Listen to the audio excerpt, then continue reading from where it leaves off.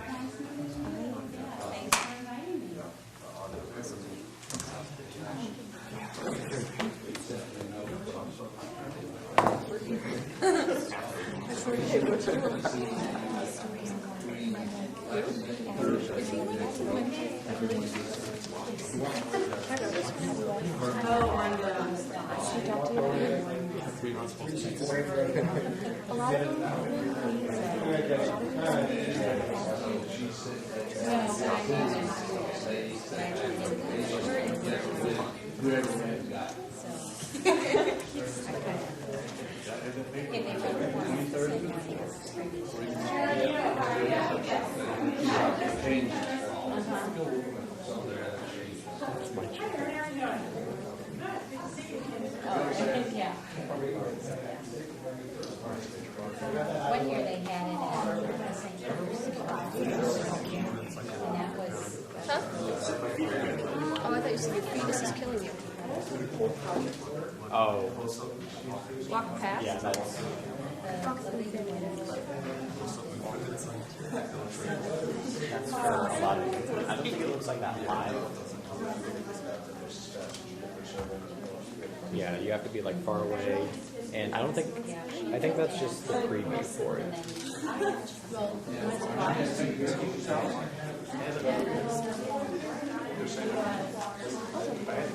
You guys, I can't take this. That's fine. I have phone calls. That's what you said.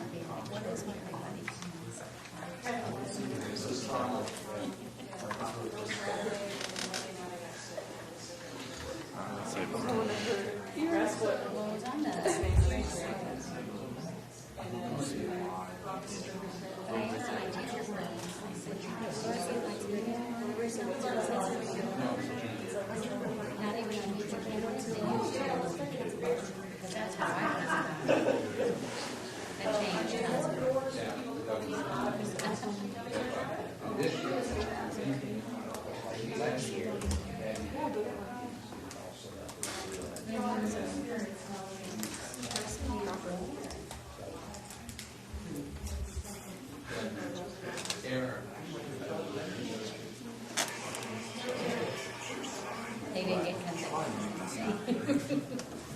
Don't do it again.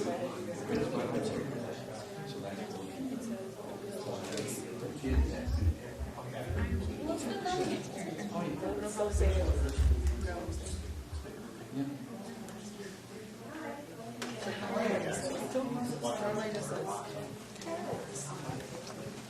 You good? I'm gonna check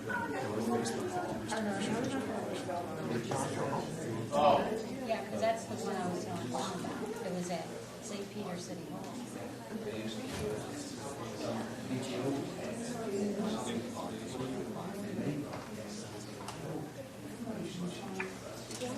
Yeah, because Seider did it one year too. Where I was at school. Is it? Would you be offended if I told you I just had the urge to kick you in the butt? No? Good. Yeah, I know. As a teacher, they would And of course. take you like So is the tape running up here? signs or stuff that could be on property. Too much straight. I was gonna say that hard drive's gonna fill up in like 5 minutes. You could have a sign on your car, but You could put up here too, and then to compare down here, we'll begin at 7 p.m. or something. Unless that's usually it's something like that. No.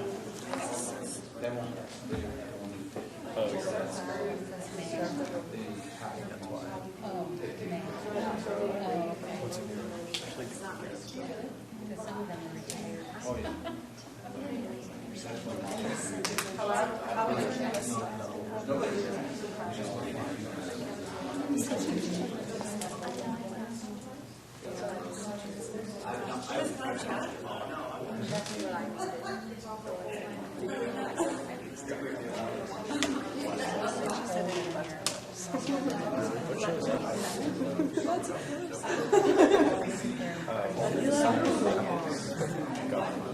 Sign in things. It is live chat, but you can't actually participate on the school. I don't think I could go there.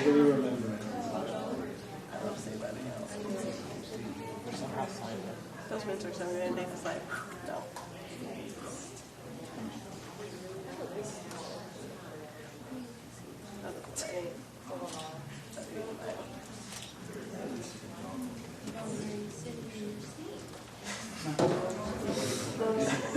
This is terrible. Wait, the miles? Yeah, it's always terrible because people have run it under 4 minutes. That's why. I know, it's ridiculous. I do that.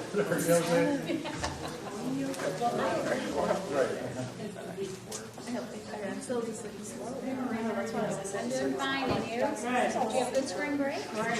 Did you take some time off?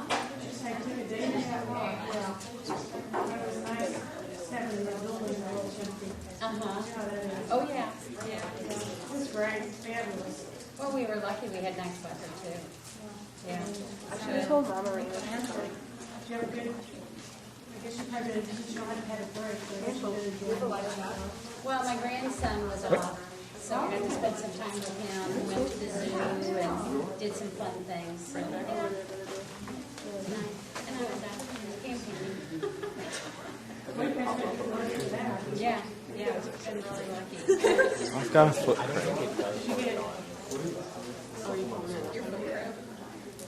When we did the live chat, we were like out on the program and used my My computer. youngest had a rocket. She was great. We did live chat last time. We had to monitor my computer and use that. This was back when they had to Just have wear that IDs. trunk and My daughter was a freshman. so if we want to do the live chat, Just about her. because like you have to sign in. Come along with me and give them. We have questions. I'll just, okay, whenever you give them to us, make sure you tell us who they're from. These are from people out there, right? On the website, it's not showing You don't anyone. need, I don't need their name, just like, because she's going to be giving us from Facebook and Twitter. So we're just going to like patron or Facebook and Twitter, basically. So all the ones you hand us, we'll know. Unless you get them from somewhere else. I'm switching places with you, so people just hang out. You go around getting questions. And when you leave, aren't you leaving? Yeah, but I think Caitlin's taking my spot. Kevin told me that me and Caitlin were going. So I don't know. It's okay She's if not I don't. leaving. She's staying. Okay. Probably. I guess you just forgot. But yeah, I'll tell them and I'll ask them if there's something I'll else. leave if I But have to leave. yeah, the plan because I just Pull that in your old heads. that's on. You know, and actually, he went on to do full and then after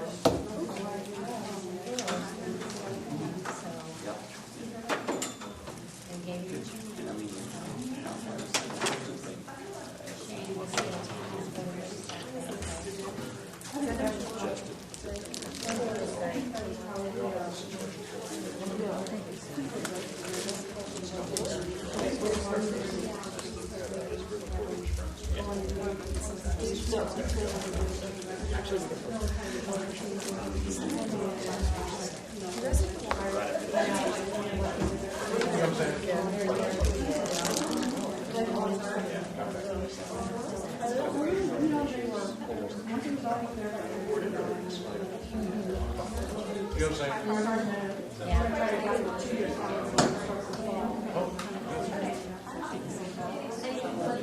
Okay.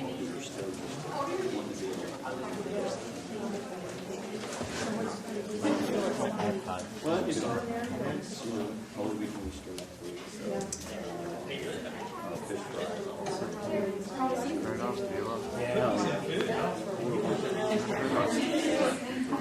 It's funny, That's a new one. You probably get the same thing.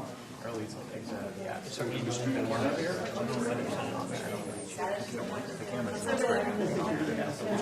experts for the border is yeah, with the candidates. There they are. They're all here, aren't they? Right on the camera.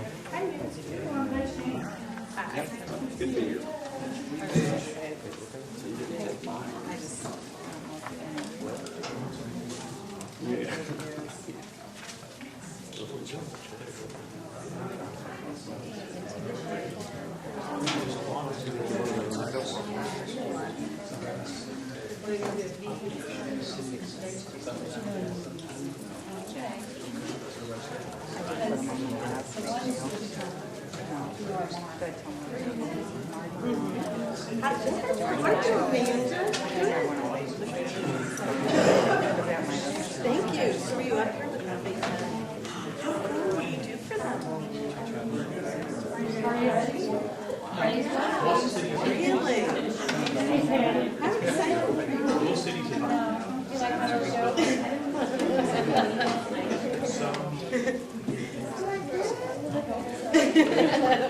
You're like, oh, okay.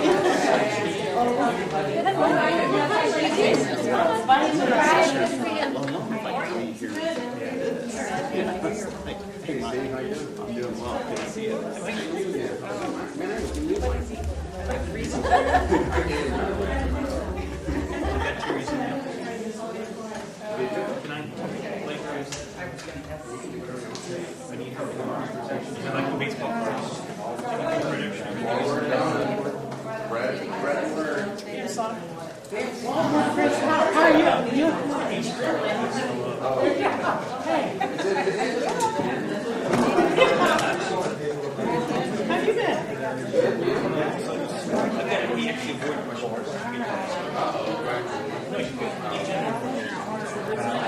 You guys are going to start taking your seats. We're going to get started here in about a minute or two, so if you guys want to start sitting down, so that'd be fantastic, okay?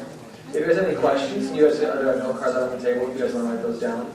And hand them to Jordan or Morgan out there, and they'll give them to us so we can ask the candidates any lovely questions, okay?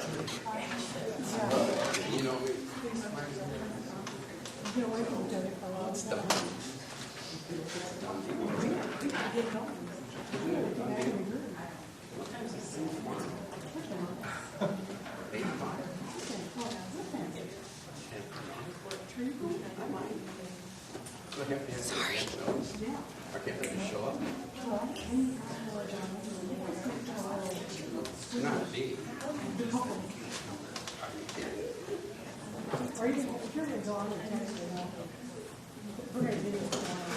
Oh, then I don't want to go if you're video.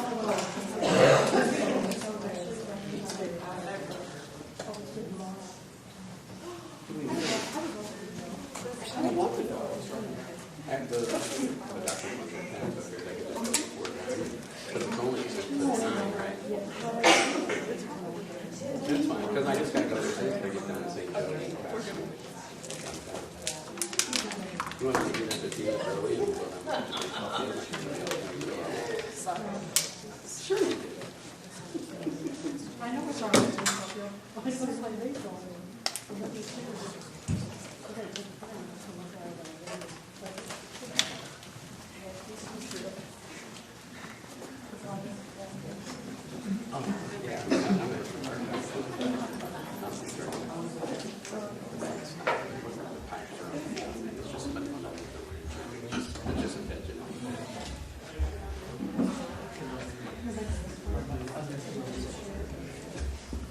Do you want me to make a list instead of you seeing it in person? If you want to see it. I think the list for it. And the tennis person. Coming on. These guys. It's actually the longest. Hi, I'm Kate Gentleman, And I'm Kevin German. and we want to welcome you to the FHNtoday.com Meet the Candidates Night. The stakes for the Board of Education election this year have never been higher. The district is facing shrinking property values in the district. They're facing tougher standards from the state and national levels, and they're seeing a budget that is tightening up year after year. Tonight, we want to welcome you here in the audience as well as our viewers at home, and you're going to get a more detailed view of the candidates and what their goals are and what their plan is. So, for the next 2 years, two of you will be on the Board of Education. You guys will be tasked for the next 3 years. I lied, I'm sorry. For the next 3 years, you guys will be on the board, which is a big responsibility, as you guys know. So we're excited to know what you guys' plans are, what you guys' goals are for the district. So without further ado, let's get to the 2012 FHNtoday.com Meet the Candidates Night on the Road. So we're going to start with some introductions. You guys have 2 minutes to introduce yourselves, kind of talk about your candidates, see what your guys' goals are. We're going to start with you, Mr. Hodits. Okay? My name is Marty Hodits, and I've been a resident of the Francis House School District since 1974. My wife and I have raised 2 children within the Francis House District, and they've completed their education from K through 12 within our district. Both of my boys are successful business leaders for companies right now, for major companies in the United States. During this time,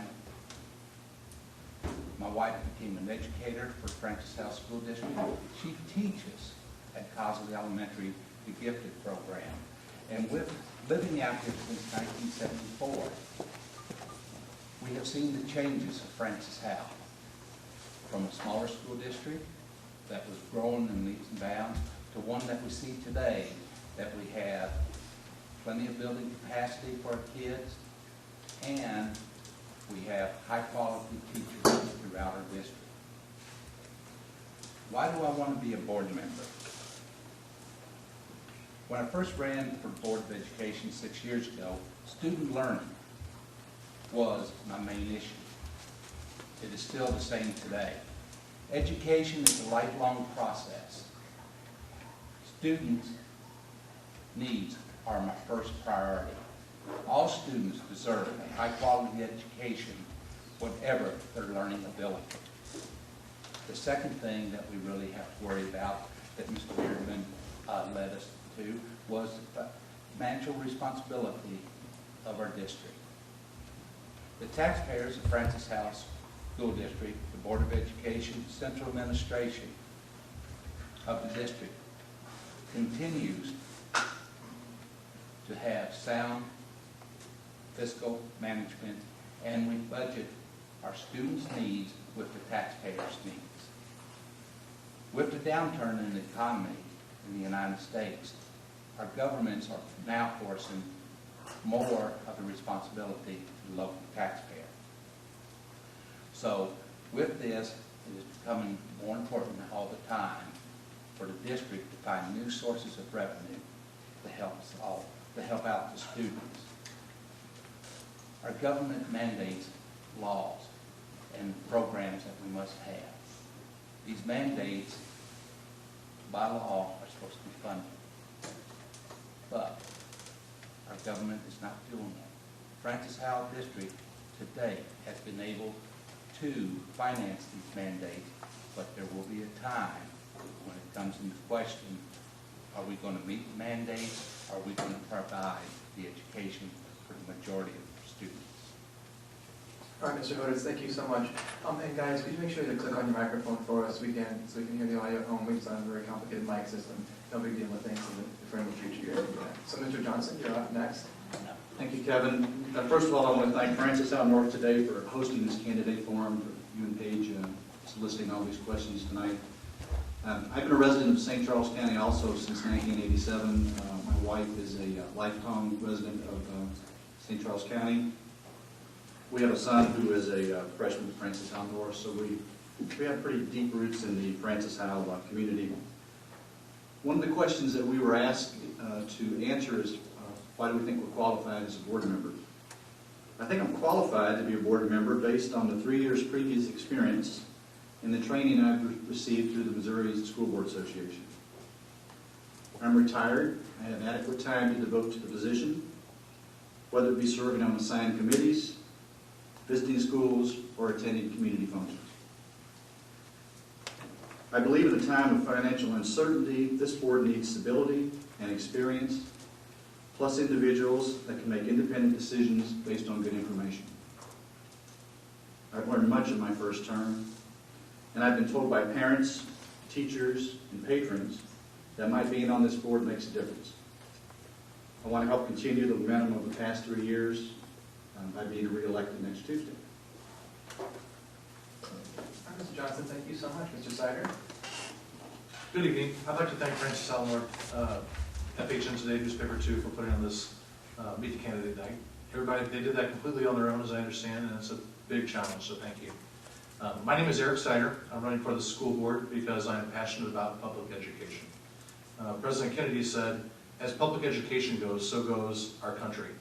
I think that's even more true for our community. I'm passionate about student learning and student needs. I want to raise the achievement levels within our district. They're already high, but they can be higher. I know as our school grows and continues to do better, so does our local economy. We'll see property values increase. We'll see people moving into the district because of the quality of our schools. I want to maintain strict fiscal responsibility. As Marty and Steve had mentioned, financial times are uncertain.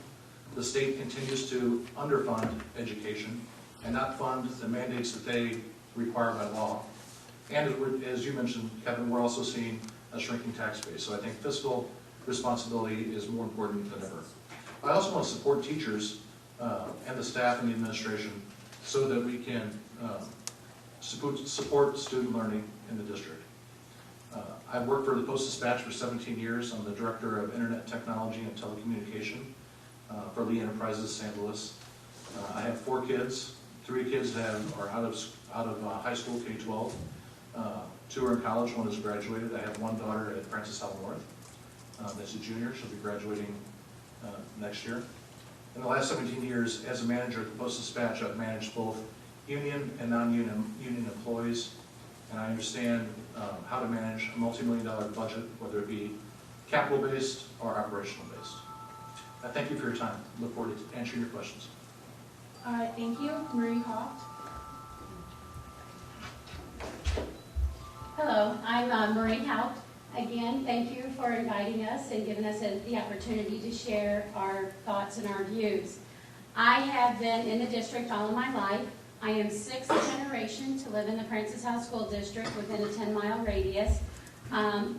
With my family, I have known where Francis House come from and where it began and how it actually became a district, because it didn't become a district until around the 1940s. So I have a real good grasp of the history of Francis House. I have been a teacher in the district for 34 years, teaching both elementary and middle school level. So I know what it's like to be into the classroom. I know the decisions that the administration and the board makes, how that might affect students and teachers in the classroom. I have 3 children who have all graduated from Francis House, as well as my parents, myself, my husband. And I'm very proud of my children because they got an excellent education here, and they have gone on to have very successful careers. My main priorities are, of course, the students. I want to see that we can maintain the quality programs that we have, and that we can bring back some of the programs that we lost last year.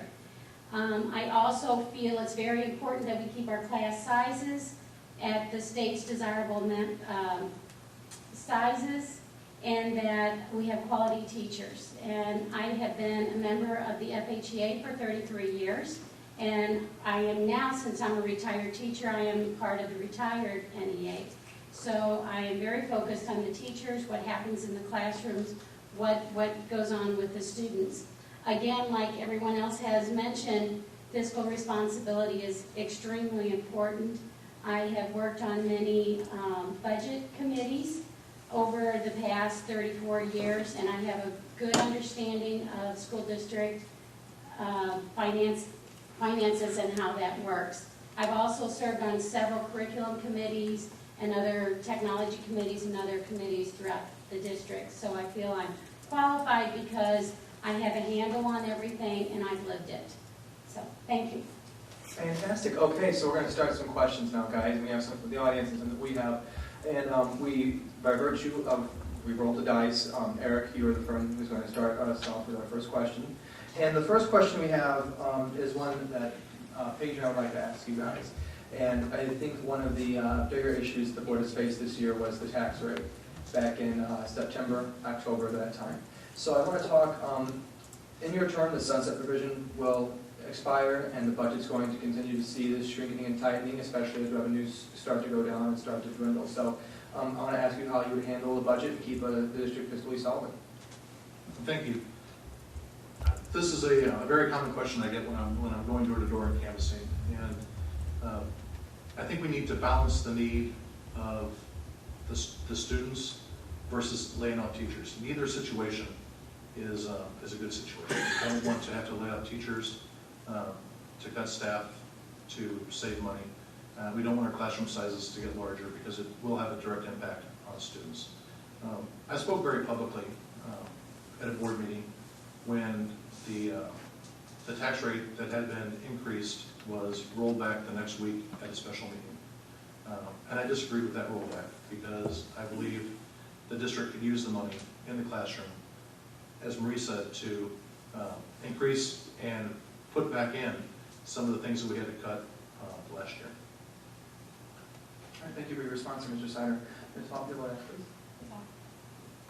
please? Well, I agree with a lot of what Eric said. I too was disappointed when they rolled back to, instead of doing the 518, was it?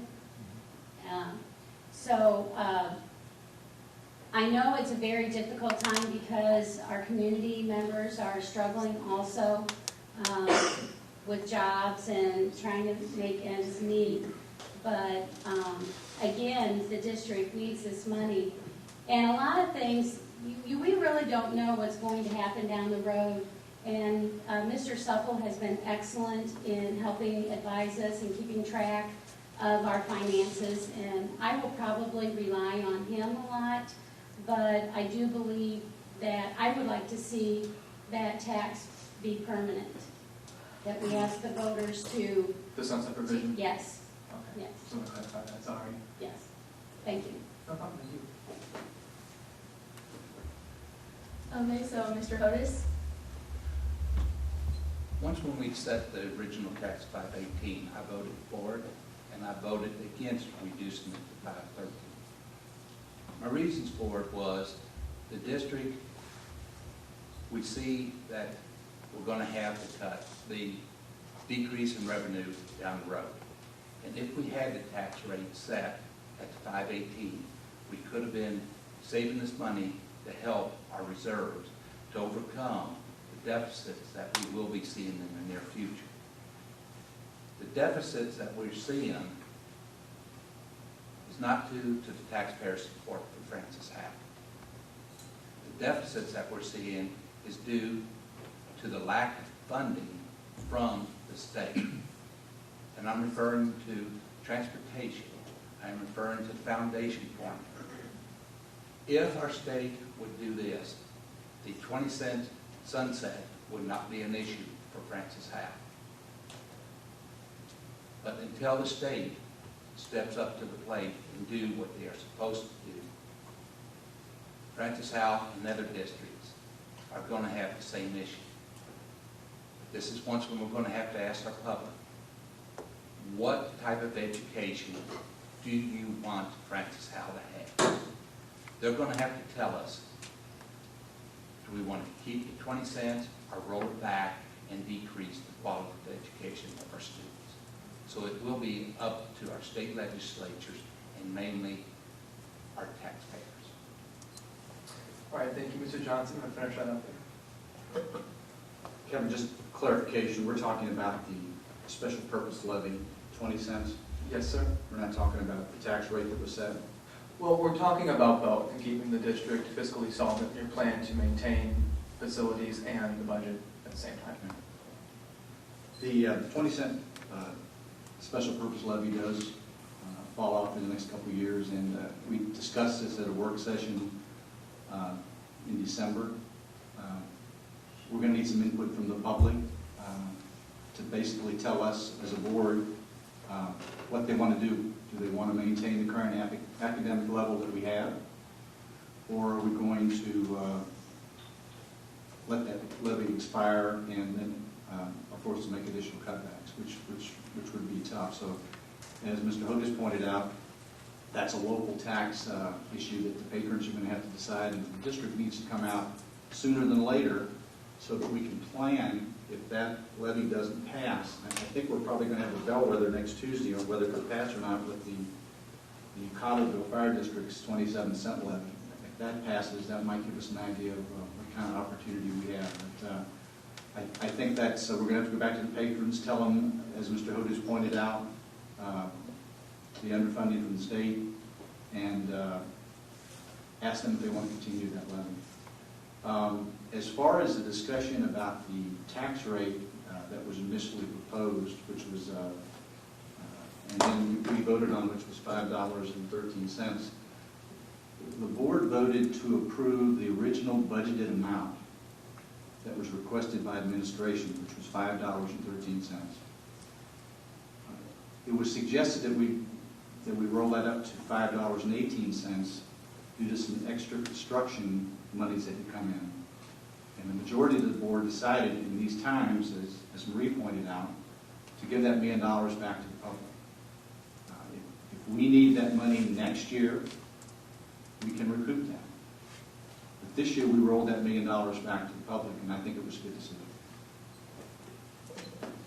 All right, thank you. Our next question was from a patron in the audience. The patron's got that for us here, so. How do you see the connection between students' internet access and 21st century learning? What's going on?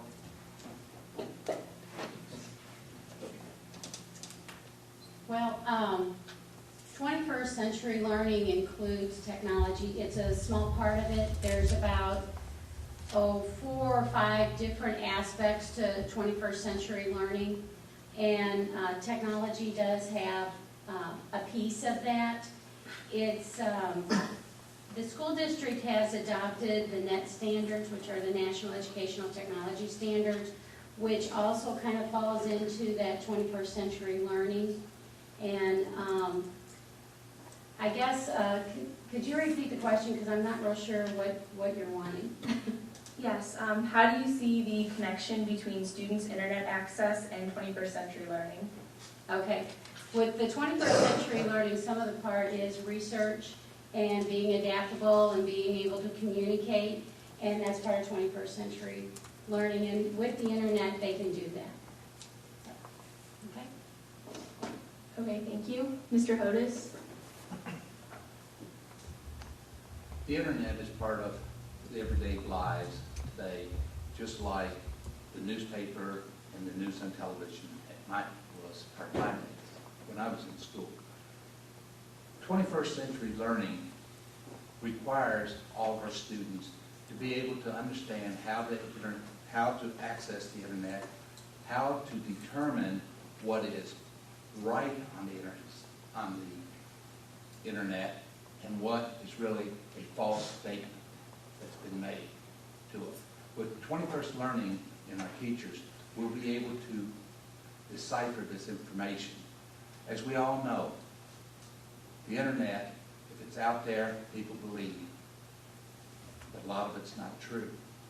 But the 21st century learning goes beyond internet. If you read articles today, the skills for the 21st century are also some of the basic skills that were in my time. And they are going to be part of the Common Core curriculum that we're going to have, and that's being recommended for it. So the internet in itself and the use of it is only one function of the 21st century. All right, thank you, Mr. Hodis. Mr. Johnson, would you like to answer the question, please? Access to the internet is definitely expanding our schools, giving students capability of going on and, as Marty pointed out, finding information that may be true or may not true. But one of the biggest elements of the 21st century learning is learning how to collaborate and work in groups, which I think is going to be one of the keys to our success as a nation in the future. We do have access. It is an integral part, but with that comes responsibilities. And just as you are at home, students have limits on access to the internet. So while we have rolled out this technology and are expanding its use in the district, I think those that use it should know that there is an area of responsibility that is involved in the proper use of this tool. And but it's great, and to the extent that we can expand it and enhance the learning in our schools, it's wonderful.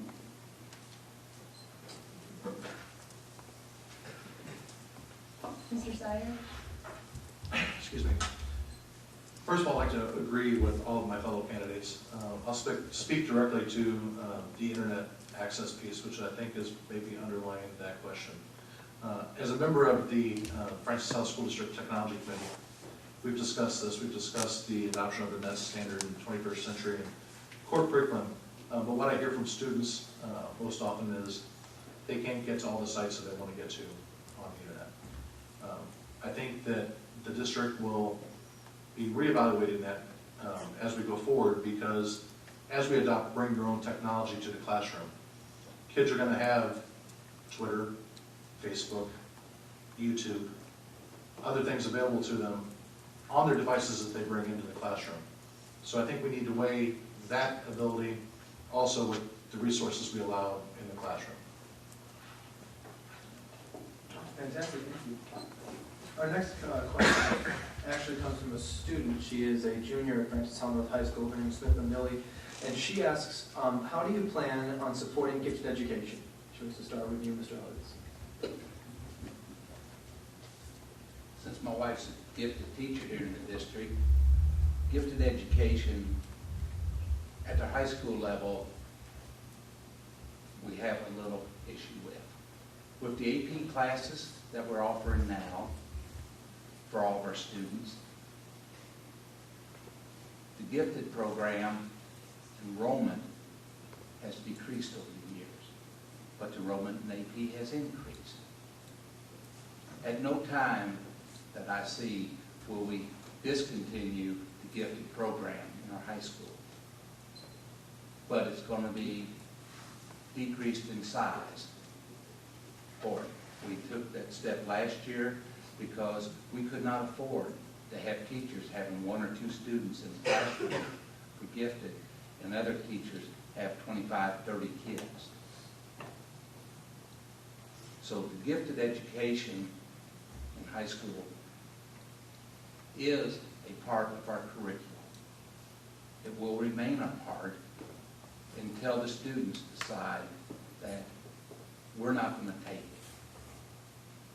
And yes, there is a lot of drop-in students do it. But the drop-in really cannot support having a teacher in the classroom with fewer than 25 students for the whole day. Okay, thank you. Mr. Johnson? I think the challenge in high school with gifted students is providing them a challenging curriculum, one that keeps them busy. The district has made a huge financial investment in Project Lead the Way by bringing it into not only the high schools, but into the elementary schools. We've made a financial commitment in personnel. We've made a financial commitment in hardware and software. And we've started to launch the pilot program in our middle schools to prepare students for science, technology, math, before they get into high school. But I would see continuing to support those programs and encourage as many students as possible to get involved in these courses in high school.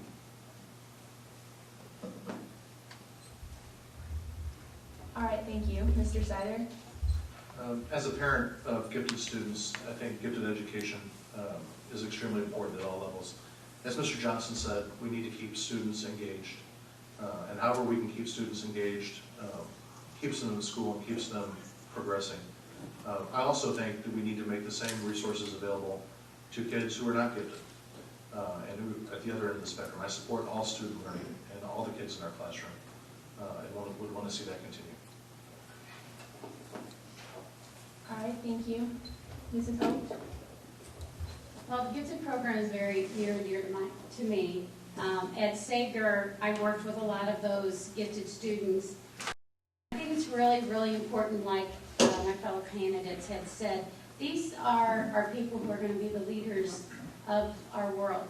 And we really need to give them all the supplies and all the information they need so that they can continue into their endeavors and expand their brains and really get out there. They need a lot of guidance also. Yes, they're very, very intelligent. And my experience with the gifted is that sometimes they are so gifted and so intelligent, they have a hard time understanding just how things work in society. And they need a lot of guidance. And they need a teacher there with them that can help them guide them through their difficult times. At the middle level, at least at Seider, a lot of those students would go across the parking lot and take classes at the high school. So we would have 6th graders taking algebra or geometry or whatever. And I would really like to see those classes when they're in the middle school count as college credit. Because, and correct me if I'm wrong, but my understanding is that these children we can't have a 14-year-old to go on to MIT because of the restrictions that we have in our district. And I would really like to see these students be able to expand and do the best of their abilities and keep them engaged and keep them out of trouble, so to speak. Thank you. All right, thank you. This is another one of our patron questions, and I don't know who comes from, but it comes from the audience. And the question here is, what do you see as the biggest challenge facing the Francis Health School District, and what would you plan to do about that problem? And we'll start with Mr. Johnson.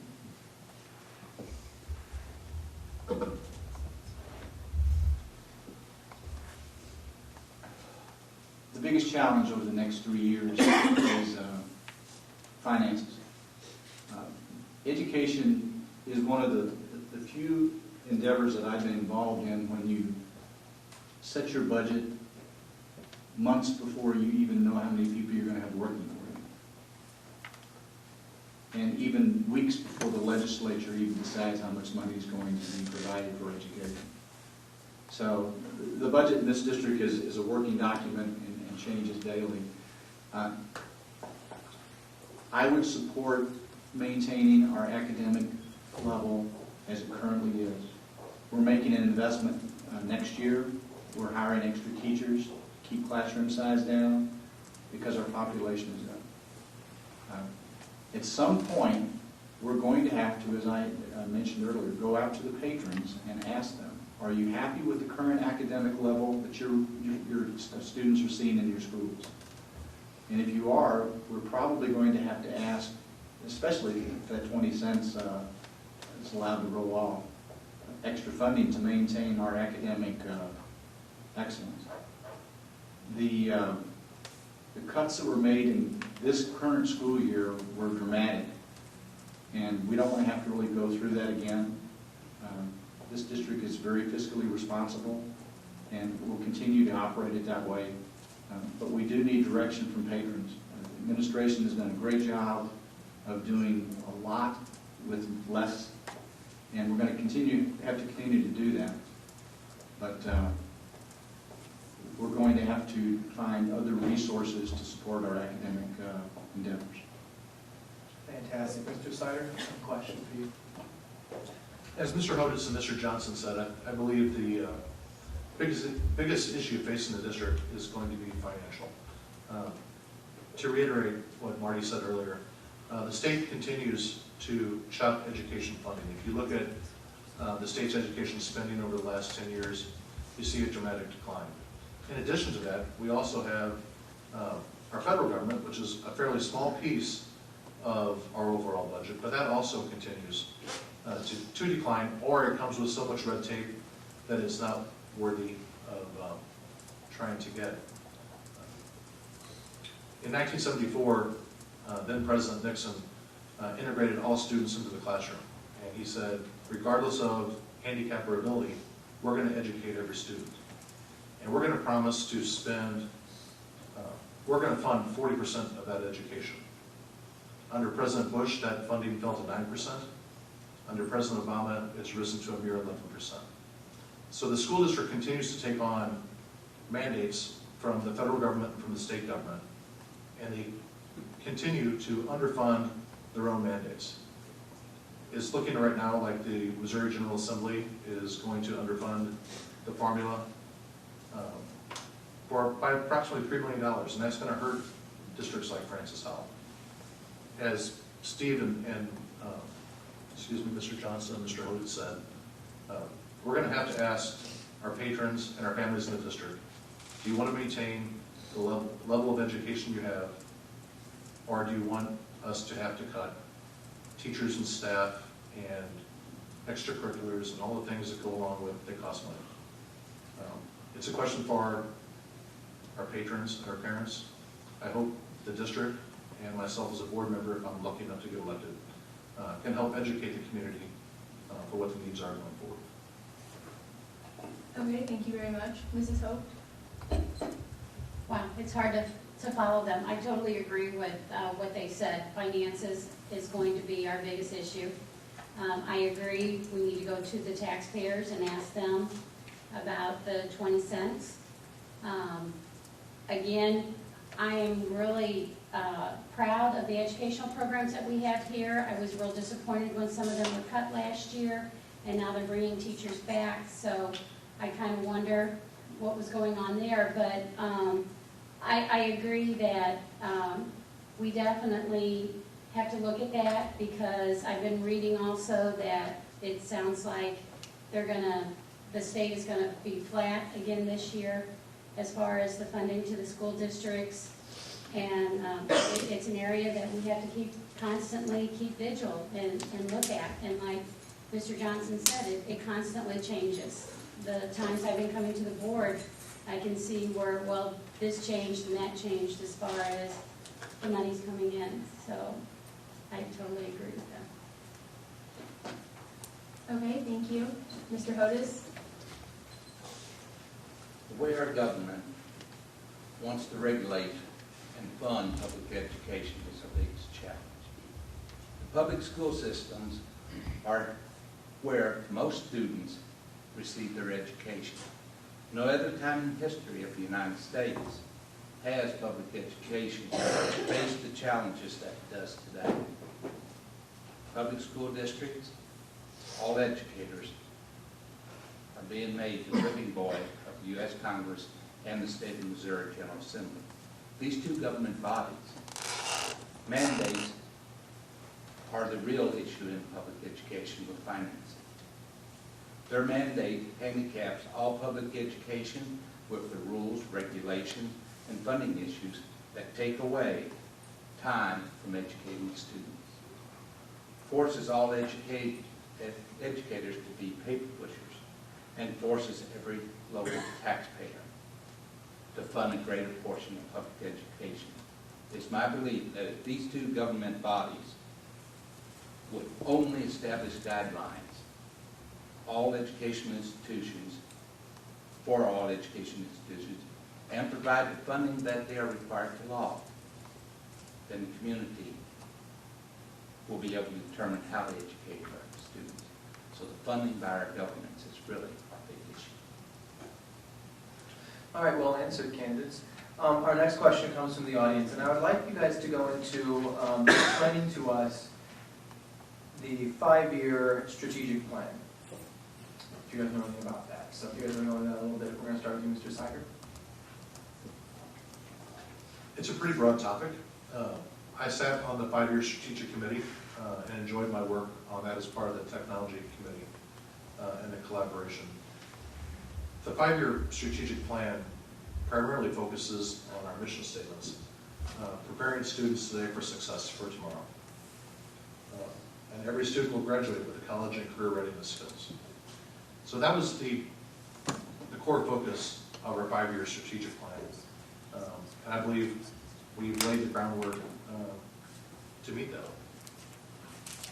Okay, thank you very much. Mrs. Hope? Like Mr. Seider said, it's a very broad subject because there's a lot in there. And like you said, that's what it focuses on, and it's kind of hard to get into details of the program. But it's very good, and it's been well thought out and well worked out with a variety of input from different people, and I think it's a good plan. Thank you.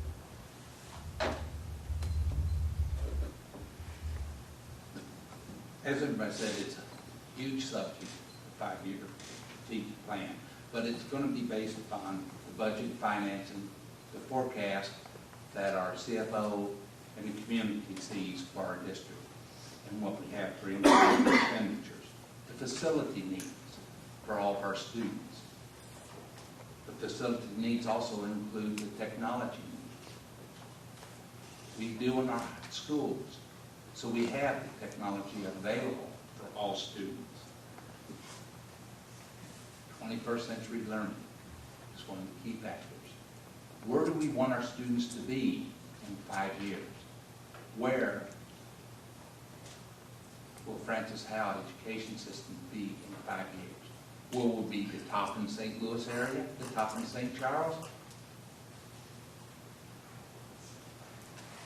Education is the big factor of the whole strategic plan. It leads everything to the point of educating students with the best ability, the best teachers we can hire and administrators, and to be able to maintain the facilities and provide the facilities for education. Okay, thank you very much. Mr. Johnson? First of all, several boards ago, they had the foresight to establish a strategic plan. In its simplest form, the strategic plan is basically a map for the district to follow over the next 5 years.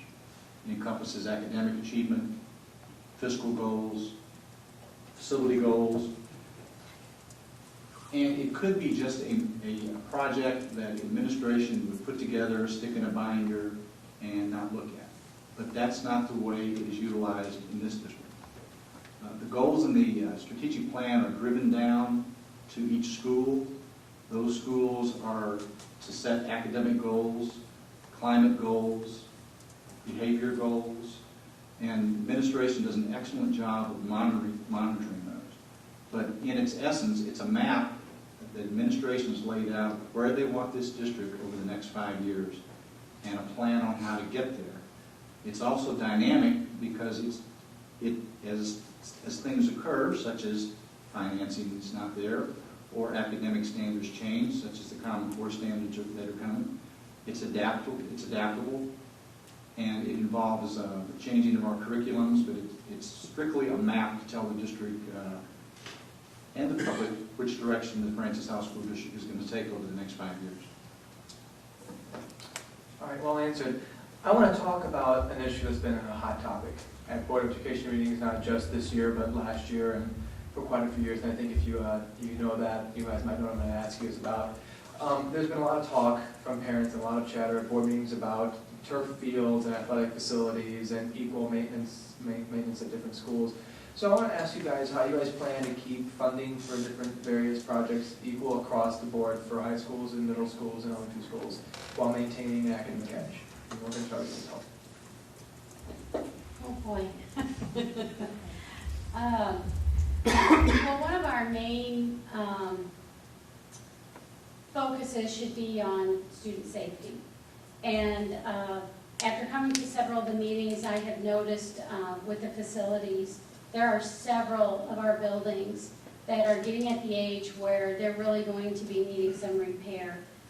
In particular, I know they've talked about Fairmount and Warren with the HVAC system and how expensive all of that is. I understand with turf fields, it makes it much safer for our athletes to be on turf fields. It's a very difficult decision to make, but I think we have to weigh everything out.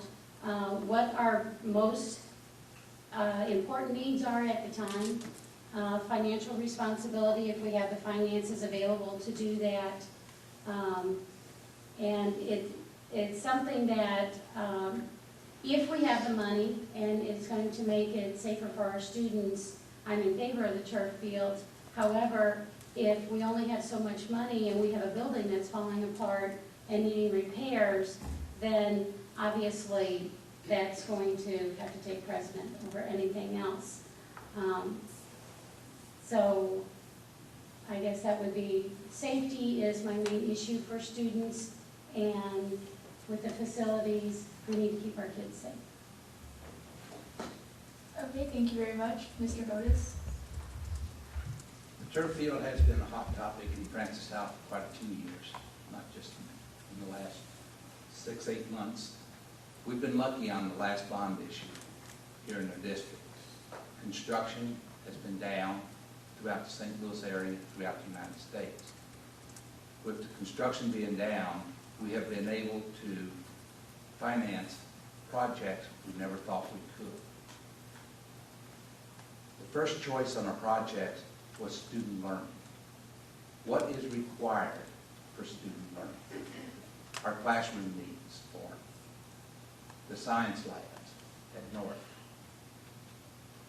The addition at Daniel Boone.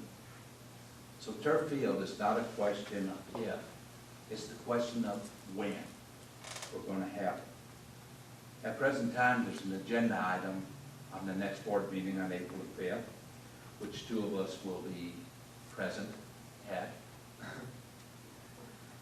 And it's future bond projects, the remainder of the bond money.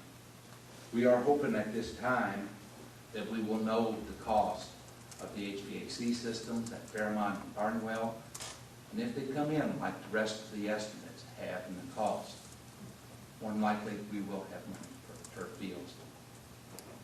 If not, we might have to wait just a little bit longer to see how the rest of the needs turn out. But it is when is the question that we have, and hopefully in April we will be able to determine that. Okay, thank you. Mr. Johnson? It's interesting, 2 years ago, turf was a 4-letter word in this district. So we've come a long way, and I think that's because of what's going on in other schools in the area, and the fact that eventually over the next year or so, Francis Haupt North and Francis Haupt Central will be the only 2 schools in the St. Charles area without artificial turf. So I think that's something that needs to be considered. As Mr. Hodits indicated, on April 5th, the facilities list is going to be coming forward for review by the board. Currently, artificial turf is, depending on, if you take the item that was approved at the last board meeting off, it's either 5th or 6th on the list. There is enough bond money, we think, possibly to get that done this year.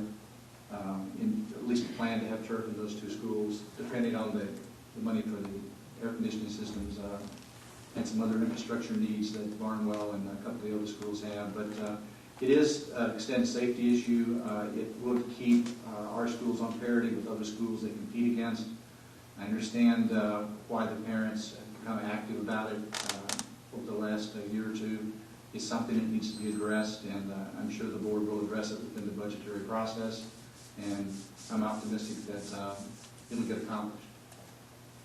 All right, thank you very much. Mr. Seider? Well, I think going last on this question is a definite disadvantage. I think my fellow colleagues have covered it very well. I did speak up at several of the board meetings in favor of turf fields for Francis Haupt North and Francis Haupt Central. I understand and agree that the facilities committee, it is not number 1 on the list. But as Mr. Hodits said, we have been fortunate in the construction cost and the bond money, and it looks like there's going to be bond money left over. There are a few things, as Mr. Johnson said, 4 or 5, depending on how you look at the list. They're ahead of turf fields. But I'm in favor of turf fields because, for several reasons. Number 1, safety is a major concern. Parity with other schools in the county, as Mr. Johnson said. North and Central will be the only schools without turf fields at that point. And parity within the district. And I know that's a nasty word to say, but as a parent at North, I hear a lot of North parents and my friends talk about, why does Howell have a field? Why don't we have a field? And I try to explain to them the age and infrastructure, the buildings age and the facilities age at different times. But as a resident of the district, you would like to think that when you move into the Francis Howell School District, no matter what high school you go to, you're going to have similar facilities. And that's not true right now. Francis Howell North, I think, right now is one of the older buildings in the district. Not only does it need a turf field, its other athletic facilities need to be looked at, like its baseball fields. I'd be remiss if I didn't say the auditorium needs to be looked at. As a parent and a band booster and a supporter of the fine arts in our district, the auditorium at North is very small for the needs. So I would agree with all my fellow candidates, and I hope that answers the question. That does. I want to touch on another issue that I think is something very important, especially going into this time where things are going to get pretty tough on the board. There's been a lot of tension between board members the past few months, especially as issues become more pertinent and ideological. I think we've come to see certain members of the board tighten up. So how will you guys as candidates work if you were elected to make sure that the board can compromise and work together and make decisions as a group and prevent the gridlock that can become detrimental to passing things, making the district work? And we'll start with you, Mr. Hodits.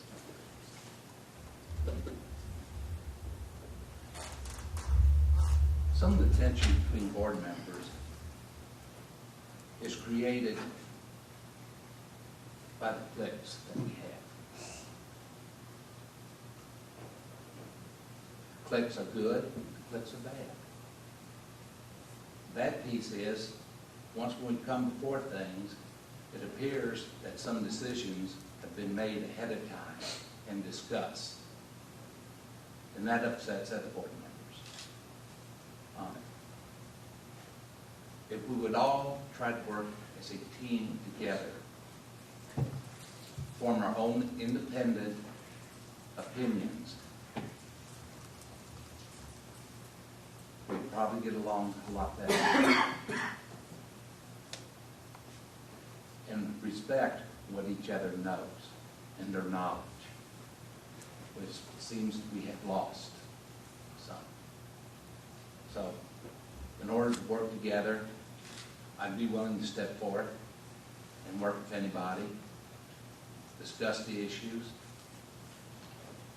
but at the same time, I don't like to find surprises out that decisions been made before we come in here, or once we're here, by comments that are made. So that's what I see to relieve the tensions. I think Mr. Hodits, Mr. Johnson, same question for you. I think the key word in Mr. Hodits' comment was perception. At no time in the last 3 years that I've been on this board has a board member called me up and said, here's what we're going to do at the board meeting. We're going to vote in X, and you need to vote along with us. Has never happened to me in 3 years. I have never called a board member and said, hey, let's do X. So I don't have that perception whatsoever. I think that this current board is one of the most free-thinking boards that has existed in the past 5 years. Now, I've sat in that audience 4 and 5 years ago, and I've seen chaos up on this board. I've seen violations of the Sunshine Law. I've seen obvious times when decisions had been made before the board meeting ever started. I have not seen that in the 3 years since I've been on this board. So I think perception maybe is not reality in this case.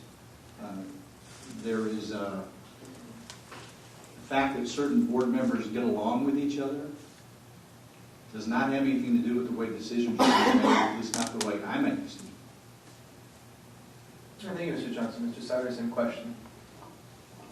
I think this is an advantage where I haven't been on the board. And I will say that and I've been coming to board meetings, almost every board meeting for the last 2 years. And if you look at the vote totals, you'll see that probably 90% of the time, the board agrees. And I expect that that will continue. As a board member, I've told everybody that I've talked to and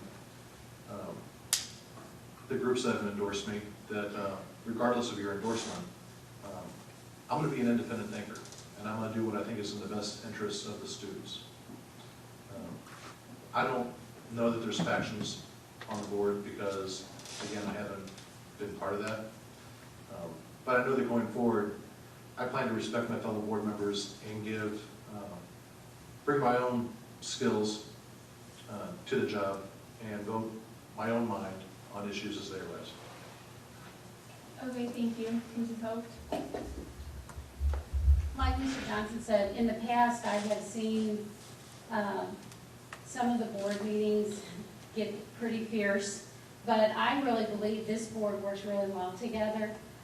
Sure, some of them have some disagreements, but I think it's healthy discussion to bring out certain facts that maybe others didn't think about. I've been trained in cooperative learning, and it's a way to help people get along, and that you hear everyone's view, and that you respect one another enough to say, I understand what you're saying, and I respect what you're saying, and this is what I think.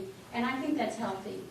And like Mr. Seider said, I think the board has been really good at being together on a lot of issues, especially the important ones. So I don't see that as an issue in the future.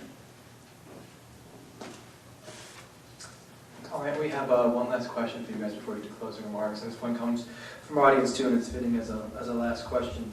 What do you see as the biggest challenge that you will face as a board member in your term?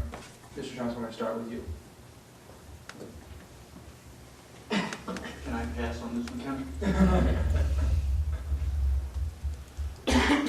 Well, I think the challenges we face as a board are communicating more transparently what we do in a micro sense.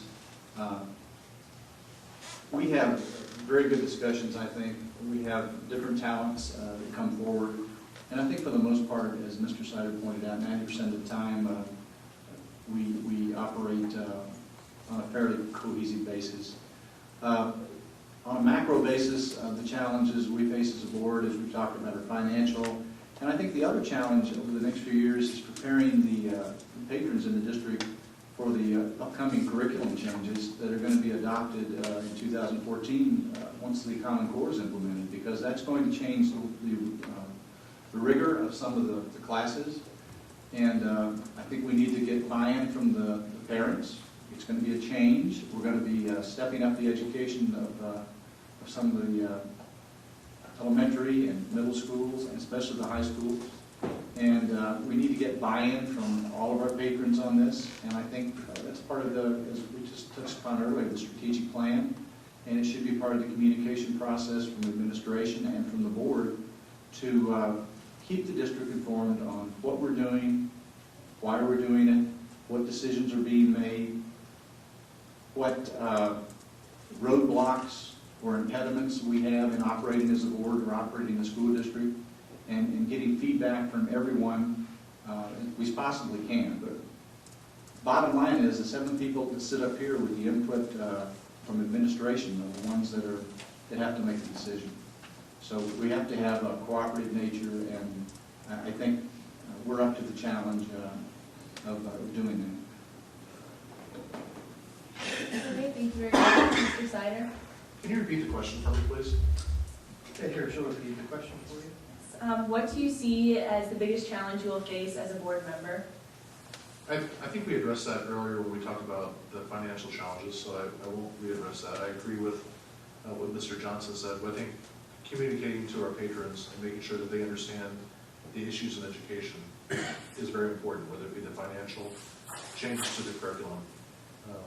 In general, we have great parents in our district, and we have a good level of parent involvement. I think we need to get more parent involvement in our school district and bring more people on to our committees, open our committees up. They're open now, but make sure the public understands they can get on our committees and can actually help shape the direction of the district. Okay, thank you, Ms. Haupt.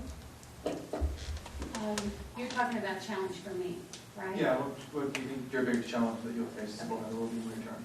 Okay, so I agree with them communicating. It's really important to me to communicate.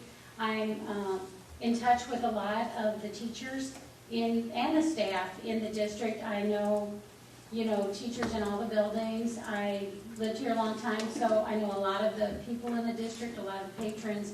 And I think it's important for me to be able to go out and speak with them on a more regular basis and get their input, get them involved, help with communication, and just to let them know what's going on at the board meetings and in our district, and just inform them. There's a lot of people, when I talk to them, they're not aware of some of the things that are going on. Even though we have an excellent webpage, people don't always have time to look at that. So I think for me, I really want to get out there and reach people in communication. Okay, thank you. Mr. Hodits? Outside of the financial situation, the biggest challenge that I see for me as a board member is the distrust of the patrons, because they do not understand all the rules and regulations that school districts must be on. The quality of education, by the distrust, they're always trying to compare public school systems, private and parochial schools. The difference is we educate all students no matter what their abilities are. And once when you start comparing the different types of schools where you have select students to public students, I would take our top students within the Francis House School District and compare them to them, and our education would be equal to them. But the distrust is the way the news puts it out to the people, to the patrons, that public education is going down. But they don't give the qualifications for their state. People think that we have bond issue money to build buildings, to add anything, turf fields. No, that once when it's approved, we could take it and just put it in teacher's salary or something else, some other place. But the law tells us we cannot do this. So the people have a perceived idea that we're wasting a lot of money once when things were approved and we're laying off somebody because we're putting in a turf field. This is the type of distrust that I see as a board that we really have to work on to our community to educate them what is really required and what the law says we can do. All right, thank you for your response. So we're going to go ahead and start on your guys' closing remarks, and you have to leave the patrons with and people watching at home. We just have about 2 minutes to read these. It's kind of like your introductions, and we're going to start with you, Ms. Haupt, and work our way back to Mr. Hodits. We're going to go in reverse order with the conclusions, okay? So you start us off, and you'll finish us off, Mr. Hodits, okay? So, Ms. Haupt, if you want to go ahead. Well, I'd just like to say I'm not a politician, and I'm not a real eloquent teacher or speaker. When I get in front of people, I get very nervous, as you can probably tell. But I know this district, and I know it well, and I do my research, and I do my reading, and I have lived it as a teacher. And I know what goes on in the classroom, because I've been there. And I know how the teachers feel, because I still talk to them. And I know how the students feel, because I still talk to them. I think I would make a very good person to be on the board because of that insight that I have had, and that I've been here all my life. I will research each and every issue. I read through the curriculum. I've been on several curriculum committees, so I understand curriculum. I have even written curriculum. In that respect, I think I would be very good. Finances, I've done a lot of budgeting in the district, so I understand all of that. And I just want you to understand that I love this district. I feel like it's part of my family because I've had relatives who have worked in the district and who have been on the school board. And it's just, I'm very passionate about it, and I will never let that go. Thank you. Okay, thank you. Mr. Seider? In part of my closing comments, I'd like to readdress the challenges. I think all the board candidates have talked about the financial challenges for the school district, but nobody has yet to mention the financial challenges on families within our district. And throughout the recession, we've seen a growth in the number of students who are that now qualify for free and reduced lunch. And we know that there is an economic strain on our community. And we know that kids who come to school hungry or without clothing have special needs that we need to address. So I don't want to forget that as a challenge. As I mentioned earlier in my opening statement, I am passionate about public education. I've been involved in the Technology Committee, Curriculum Advisory Committee, Finance Committee, Strategic Planning Committee. I'm the Secretary-Treasurer of, the Secretary of the Francis Howell North Band Boosters and Webmaster. I'm just what you might call a helicopter parent. I've been involved with my kids' education throughout their tenure. And I know how important education is. And I'll bring that passion to the school board. And again, we'll think independently and do what's best in the best interest of students all the time. I may not agree all the time with, if elected, with the rest of the board. But I will be respectful of the board, the administration, the staff, and the patrons of the district. Thank you. Thank you, Mr. Seider. Mr. Johnson, you want to go ahead? As has been discussed tonight, public education is under assault by those who tend to generalize education outcomes rather than focusing on accomplishments made by successful districts. The Francis Howell School District is one of the best in the state of Missouri. Maintaining its current academic level will require greater input and cooperation on the local level in the future. Francis Howell accepts all students, making accommodations for students with different cultures, different languages, and a multitude of handicaps that not all students face. I believe that all students benefit from these opportunities and can see some measure of success. The district's on a positive path of academic achievement, even as our financial future looks murky. The district has great leadership in place, a quality environment for learning, and the most highly qualified staff of teachers in the state of Missouri. We are poised to continued success and are well prepared for the future of education, however that template is provided to us. I look forward to the opportunity to continue serving the Francis Howell community. The last 3 years have brought change to this board. Decisions are being made in a cooperative manner. We've attempted to bring civility to the process, sometimes successfully. While accused of being elitist, we have remained firm in our conviction of doing the right things to advance student learning. We've been told that we are not the Board of Taxpayer Protection, we're the Board of Education. I strongly disagree with that comment, as we're charged with both fiscal and educational outcomes for the district, lest we stray down the path of past boards.